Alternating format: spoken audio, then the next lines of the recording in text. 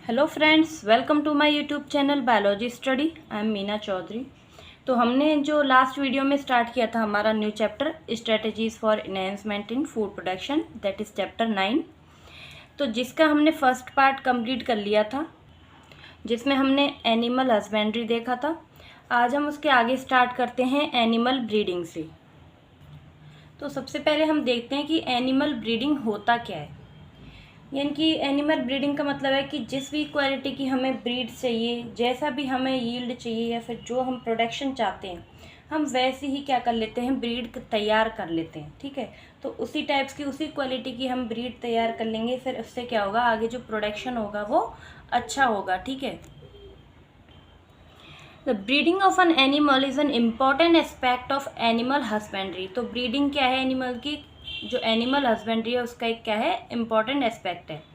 Animal breeding aims at increasing the yield of animals and improving the desirable qualities of the produce. तो M क्या है animal breeding का, कि जो yield है उसको इंक्रीज़ करना, ठीक है, और जो डिज़ायरेबल क्वालिटीज़ हैं उनको क्या करना, इम्प्रूव करना। ठीक है, for what kind of characters would we breed animal? Would the selection of characters differ with the choice of animals? तो इसका क्या मतलब है कि किस तरह के जो करेक्टर्स हैं वो ब्रीड एनिमल्स में होने चाहिए। ठीक है, और जो सिलेक्शन है उनका, क्या उनके जो करेक्टर्स हैं ब्रीड्स का उससे डिफरेंट होते हैं। तो ये इसमें पूछा है। What do we understand by the term breed? तो जो टर्म ब्रीड है उससे हम क्या समझते हैं? A group of animals related by descent and similar in most character general appearance। तो ये क्या है, ग्रुप ऑफ एनिमल्स है जिसमें क्या होते हैं, जो सिमिलर करेक्टर्स, मतलब जो करेक्टर्स होते हैं वो मोस्टली सिमिलर होते हैं। किस किस में हो सकते हैं वो, जनरल अपीयरेंस में हो सकते हैं, उनके फीचर्स हो सकते हैं, उनका साइज़ होता है, कॉन्फ़िगरेशन होता है। ये सब क्या है, उनके कुछ मोस्ट इम्पॉर्टेंट करेक्टर्स हैं जो कि सिमिलर होते हैं। Are said to be belong to breed. तो इसको क्या बोलते हैं, breed. Find out the names of some common breed of cattle and poultry in form of your areas. तो कुछ जो कॉमन ब्रीड्स हैं कैटल एंड पोल्ट्री की, जो आपके पोल्ट्री फार्म है आसपास, वहाँ पे जाके आप उनको सर्च करिए। ठीक है, तो हमने देखा कि ब्रीड होता क्या है। ब्रीड क्या है, हम लोग क्या कर रहे हैं, अपनी जो अपनी पसंद की, अपनी क्वालिटी की, जैसा हम प्रोडक्शन चाहते हैं वैसी हम ब्रीड तैयार कर सकते हैं। तो ब्रीड कैसी होनी चाहिए, यील्ड जो है उसका ज़्यादा हो, प्रोडक्शन ज़्यादा हो। ठीक है, यानी कि उसकी प्रोडक्टिविटी क्या हो, ज़्यादा हो, और जो उसकी क्वालिटीज़ हो वो कैसी हो, सुपीरियर। एंड जो है वो डिजीज़ रेजिस्टेंस हो, पेस्ट रेजिस्टेंस हो। ठीक है, ये सब क्या होती हैं, जो ब्रीड होती हैं उसकी क्वालिटीज़ हैं। तो अब नेक्स्ट क्या है, जो ब्रीडिंग है वो दो टाइप्स की है, इन ब्रीडिंग एंड आउट ब्रीडिंग। ठीक है, तो अब जो ब्रीडिंग है वो कितने टाइप्स की है, टू टाइप्स की, इन breeding and out breeding. In breeding क्या होता है, जो किसी भी एनिमल की ब्रीडिंग है वो 4 या 6 जनरेशन तक क्या है, एक ही या फिर जो सेम ब्रीड है उसके बीच हम कराते रहते हैं। ठीक है, वो होती है इन ब्रीडिंग। और आउट ब्रीडिंग क्या होती है, कि जो अनरिलेटेड एनिमल्स हैं उनके बीच क्या करवाई जाती है, ब्रीडिंग करवाई जाती है, उसको बोलते हैं आउट ब्रीडिंग। ठीक है, अब यहाँ से हम लोग रीड कर लेते हैं। When breeding in between animals of same breed it is called inbreeding। यानी कि जब सेम ब्रीड के साथ क्या करवाई जाती है, ब्रीडिंग, तो वो उसको बोलते हैं inbreeding. While crosses between different breeds are called outbreeding. और जब क्रॉसेस डिफरेंट ब्रीड्स के साथ करवाए जाते हैं उसको बोलते हैं आउट ब्रीडिंग। अब ये जो इनब्रीडिंग एंड आउट ब्रीडिंग है ये क्या है, इम्पॉर्टेंट है, तो इनको अच्छे से समझना है। Inbreeding refers to the mating of more closely related individual within the same breed for 4 to 6 generations। तो इनब्रीडिंग क्या है, जो ब्रीडिंग है वो करवाई जाती है क्लोजली रिलेटेड जो इंडिविजुअल्स हैं उनके बीच। ठीक है, और जो ब्रीडिंग है वो 4 से 6 जनरेशन्स तक क्या है, उनका क्या होना चाहिए, कॉमन एंसिस्टर होना चाहिए। ठीक है, यानी कि सेम ब्रीड के साथ 4 से 6 जनरेशन के बीच क्या करवानी चाहिए, ब्रीडिंग, उसको बोलते हैं inbreeding. The breeding strategies as follow, superior male and superior female of same breed are identical and mated in pairs. तो अब इसकी स्ट्रेटजीज क्या है, कैसे करते हैं, सुपीरियर मेल लेते हैं और सुपीरियर क्या लेते हैं, फीमेल, जो क्या है सेम ब्रीड है और आइडेंटिकल है, उनको क्या करवाते हैं, मेट करवाते हैं, उनको क्रॉस करवाते हैं। The progeny obtained from such mating are evaluated and superior male and female among them are identified for further mating. अब इनके जो क्रॉसिंग है उनसे जो हमको मेल और फीमेल मिलेंगे, उनकी मेटिंग से जो प्रोजनी मिलेगी उसमें क्या करेंगे हम, जो सुपीरियर मेल और फीमेल होगा उसको क्या करेंगे, आइडेंटिफाई करेंगे और आगे उसको दोबारा से क्या करवाएंगे, फिर मेटिंग करवाएंगे। ठीक है, जो उनमें सुपीरियर होगा प्रोजनी में मेल और फीमेल में से उसको क्या करेंगे, आइडेंटिफाई करके सेलेक्ट करेंगे और आगे की जो मेटिंग प्रोसेस है उनमें उनको लेंगे। ठीक है, A superior female in case of cattle is the cow or buffalo that produces more milk per lactation. तो जो कैटल है उनके केस में क्या होगा, कैटल क्या हो रहे हैं, जो दुधारू पशु होते हैं, इनकी जो काव एंड बफेलो हैं, उनको क्या करेंगे, उनमें से जो सुपीरियर फीमेल होगी वो क्या करती है, प्रोड्यूस करती है ज़्यादा मिल्क, यानी कि जो उनका लैक्टेशन पीरियड होता है ना उस समय वो क्या करेगी, मोर मिल्क प्रोड्यूस करेगी। On other hand a superior mail is a bull, और दूसरी साइड जो अगर सुपीरियर मेल होगा तो वो क्या होगा, बुल होगा, जो क्या करेगा, give rise to superior progeny as compare to those of other males, जो क्या करता है आगे सुपीरियर प्रोजनी देता है जो कि अदर जो मेल्स हैं उनसे अच्छी होती है। ठीक है, try to recollect the homozygous pure line developed by Mendel as discussed in chapter 5। तो अब क्या करेंगे, जो होमोजाइगस प्योर लाइन है वो डेवलप करने की कोशिश करेंगे जो कि मेंडल ने की थी, जो हमने चैप्टर 5 है ना उसमें पढ़ चुकी है। A similar strategy is used for developing pure lines in cattle as was used in case of peas. तो सिमिलर स्ट्रेटजीज हम यूज़ करते हैं अगर हम प्योर लाइन बनानी है। तो प्योर लाइन होता क्या है, होमोजाइगस जो कंडीशन है ना उनको डेवलप करना होता है, तो उन्हीं को बोलते हैं प्योर लाइन। ठीक है, जो कि मेंडल ने पीस के केस में की थी ना, वैसे ही हम सिमिलरली उनको कैटल्स के केस में भी करेंगे। Inbreeding increases homozygosity. अब जो इनब्रीडिंग है वो क्या बढ़ा देगी, homozygosity. Thus inbreeding is necessary if we want to evolve a pure line in animal. इसीलिए जो इनब्रीडिंग है वो क्या है, नेसेसरी है अगर हमको जो प्योर लाइन है वो डेवलप करनी है किसी एनिमल्स की। Inbreeding exposes harmful recessive genes that are eliminated by selection. तो ये क्या है, एक इम्पॉर्टेंट लाइन है कि जो इनब्रीडिंग है वो क्या करिए, एक्सपोज करती है जो हार्मफुल रिसेसिव जीन्स हैं। ठीक है, उनको एक्सपोज करने के लिए क्या है, एक इम्पॉर्टेंट है इनब्रीडिंग। ठीक है, जो कि क्या करेंगे, हम इसको एलिमिनेट कर सकते हैं। ठीक है, सिलेक्शन के द्वारा। It also help in accumulation of superior genes and elimination of less desirable genes. और इनब्रीडिंग क्या हेल्प करती है, जो सुपीरियर जीन्स हैं उनके जमाव में, यानी कि एक्युमुलेशन ऑफ सुपीरियर जीन्स, और जो लेस डिज़ायरेबल जीन्स हैं उनको हम एलिमिनेट कर सकते हैं इसके थ्रू। ठीक है, Therefore, this approach where there is a selection at each step increase the productivity of inbred population. अब ये जो अप्रोच है ये क्या करती है, सेलेक्ट करती है एक स्टेप, जो हम जैसे सिलेक्शन करते हैं हर स्टेप में, तो ये क्या करेगा, जो प्रोडक्टिविटी है उसको बढ़ाएगा। ठीक है, however continued in breeding specially close in breeding usually reduce fertility and even productivity.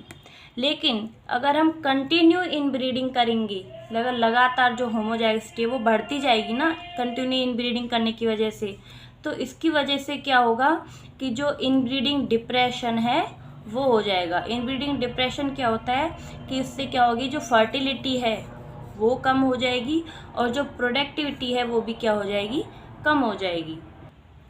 ठीक है, तो whenever this becomes a problem, selected animals of the breeding population should be mated with unrelated superior animals of the same breed. This usually help restore fertility and yield. तो अब ये जो inbreeding depression है हम उसको कैसे remove कर सकते हैं, सिंगल आउट क्रॉस करवा के। सिंगल आउट क्रॉस में क्या होगा कि जो सुपीरियर अनरेटेड एनिमल है उससे हम इसको क्या करवाते हैं, क्रॉस करवाते हैं। ठीक है, यानी कि अनरिलेटेड सुपीरियर एनिमल लेंगे लेकिन क्या है वो सेम ब्रीड होनी चाहिए। ठीक है, उससे क्या हो जाएगा, जो ये इनब्रीडिंग डिप्रेशन है वो क्या हो जाएगा, रिमूव हो जाएगा, ख़त्म हो जाएगा। ठीक है, और फिर उससे क्या हो जाएगा, हमारी जो फर्टिलिटी और यील्ड है वो रीस्टोर हो जाएगा। ठीक है, अब हम देखते हैं नेक्स्ट आउट ब्रीडिंग। ठीक है, outbreeding is the breeding of an unrelated animal which may be between individuals of same breed but having a no common ancestor 4 to 6 generation outcrossing or between different breeds cross breeding और different species inter specific hybridisation. तो out breeding क्या है? Breeding करवाते हैं unrelated animals के बीच, ठीक है। अब जो क्या हो सकते हैं, सेम ब्रीड के बीच भी हो सकते हैं, ठीक है। सेम ब्रीड के बीच होना चाहिए, लेकिन जो कॉमन एंसेस्टर है वो सेम नहीं होना चाहिए 4 to 6 जनरेशन्स तक, उसको हम बोलते हैं आउट क्रॉसिंग। यानी कि जो आउट ब्रीडिंग है वो 3 टाइप्स की है, out crossing, cross breeding and inter specific hybridization. Out crossing में क्या है, सेम ब्रीड के बीच ब्रीडिंग करवाते हैं, लेकिन उनका जो एंसेस्टर है वो 4 to 6 जनरेशन्स तक क्या है, कॉमन नहीं होना चाहिए, ठीक है।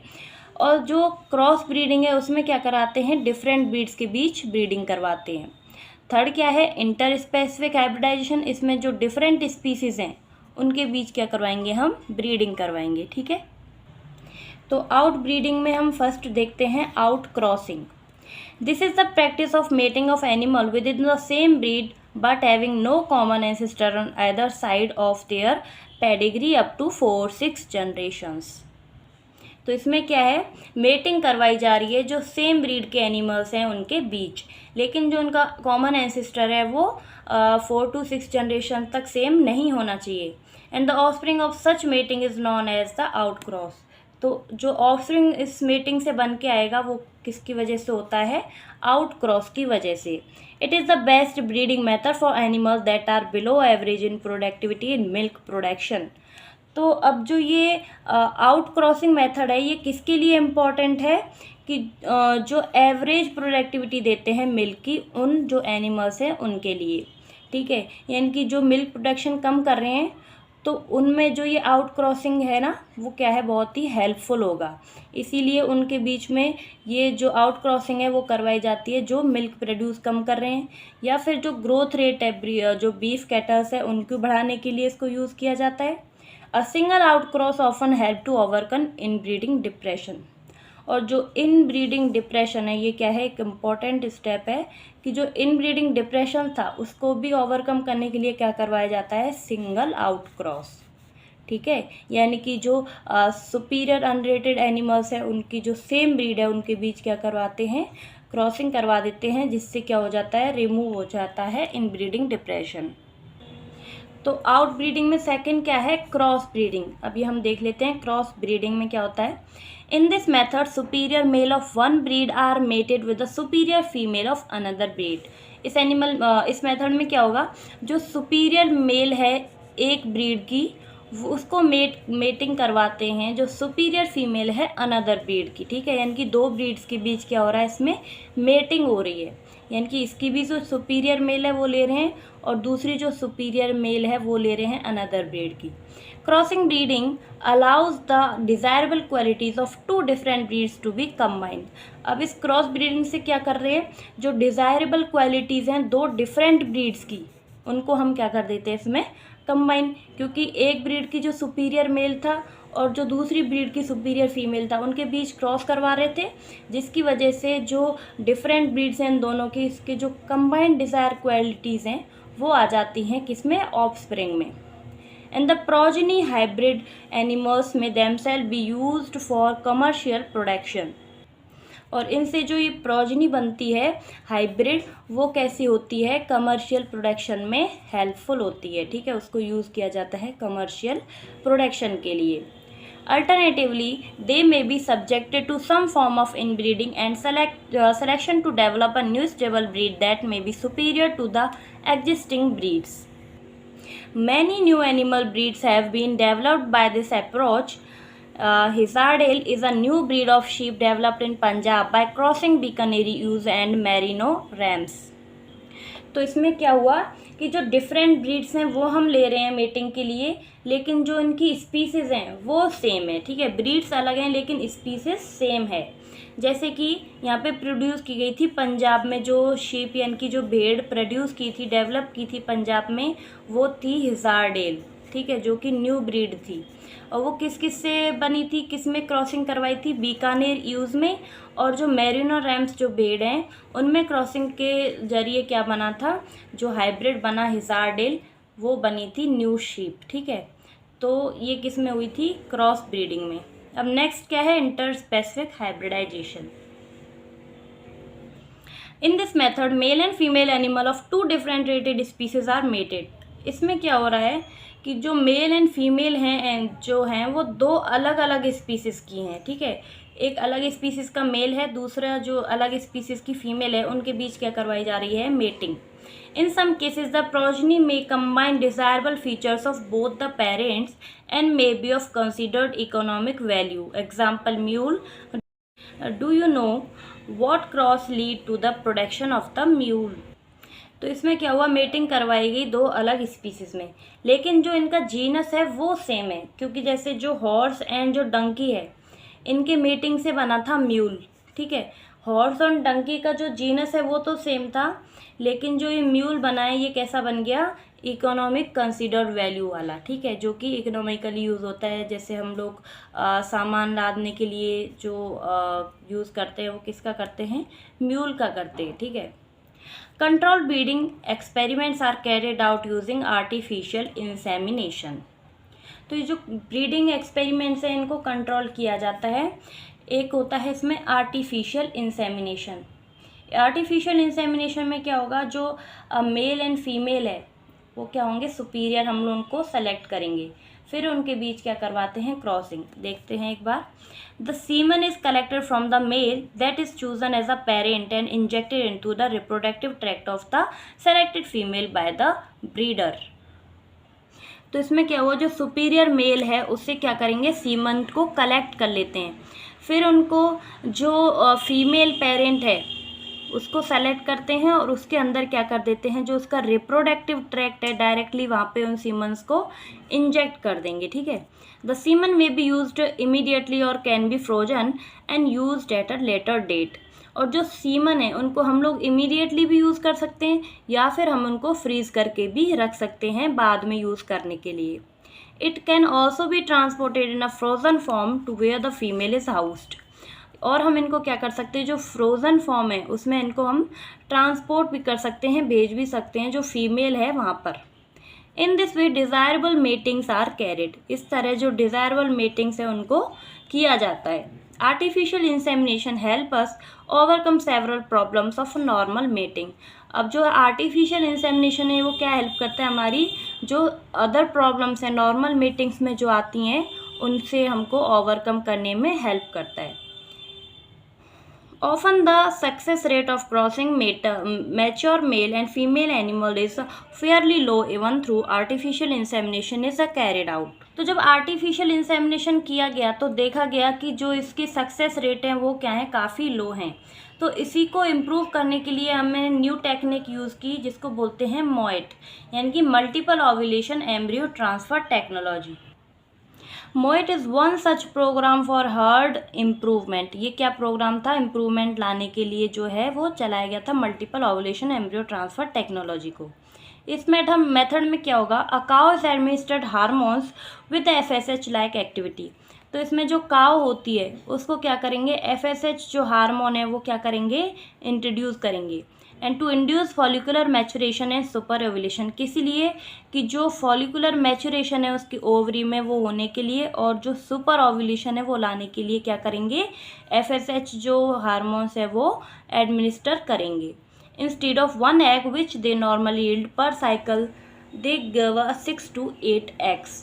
तो अब जो एक एग बनता था ओव्यूलेशन के टाइम, तो सुपर ओव्यूलेशन से क्या होता है, नॉर्मली एक साइकिल में 6 से जो 8 एग्स हैं वो बन जाते हैं। The animals is either mated with an elite bull or artificially inseminated। उसके बाद क्या करेंगे, जो एनिमल है जिसको जो फीमेल थी उसको मेट करवाते हैं बुल से, या फिर हम जो आर्टिफिशियली क्या कर सकते हैं, इंसेमिनेट भी कर सकते हैं किसको, सीमन्स को। And the fertilized egg at 8 to 32 cell stages are recovered non surgically and transfer to surrogate mother. तो जब मेटिंग हो जाती है इनकी, मेल एंड फीमेल का जो एग है वो फर्टिलाइज हो जाएगा, उसके बाद जब एम्ब्रियो बनेगा, जो एम्ब्रियो 8 to 32 सेल स्टेज का होगा, तब क्या करेंगे हम, वो निकाल के क्या करेंगे उसको जो सैरोगेट फीमेल है उसके अंदर उनको इंसर्ट कर देते हैं, ठीक है। उसको नॉन सर्जिकली क्या करेंगे, डायरेक्टली जो सैरोगेट मदर है उनमें ट्रांसफ़र कर देंगे जो ये एम्ब्रियो है 8 to 32 सेल स्टेज का इसको। And the genetic mother is available for another round of super ovulation. और जो जेनेटिक मदर थी, जो हमको जिसको हमने FSH हार्मोन एक्टिविटी दी थी, वो क्या होगी, जो अनदर राउंड है सुपर ओव्यूलेशन का, उसके लिए क्या हो जाती है, रेडी हो जाती है। And this technology has been demonstrated for cattle, sheep, rabbits, buffaloes, mares ETC। और इस जो टेक्नोलॉजी है मोएट, इसको हम किस किस पे यूज़ कर सकते हैं, कैटल्स पे, शीप पे, रैबिट्स पे, बफेलोज पे और मेयर्स पे। मेयर्स क्या होते हैं, फीमेल हॉर्सेस, ठीक है। High milk yield breed of females and high quality lean meat with a less lipid meat yielding bull have been bred successfully to increase herd size in a short time. तो इसका क्या मतलब है कि कम time में हमको जो high milk yield breeds हैं, जो फीमेल्स हैं, उनको बढ़ाने के लिए और हाई क्वालिटी का जो मीट है उसको इंक्रीज़ करने के लिए क्या है, इनको जो टेक्निक्स हैं मोएट एंड आर्टिफिशियल इंसेमिनेशन, इनको यूज़ किया जाता है, ठीक है। तो आई होप कि आपको वीडियो अच्छी लगी हो। आज हम इतना ही करेंगे, बी कीपिंग फिशरीज़ वगैरह हम अपने नेक्स्ट वीडियो में करेंगे।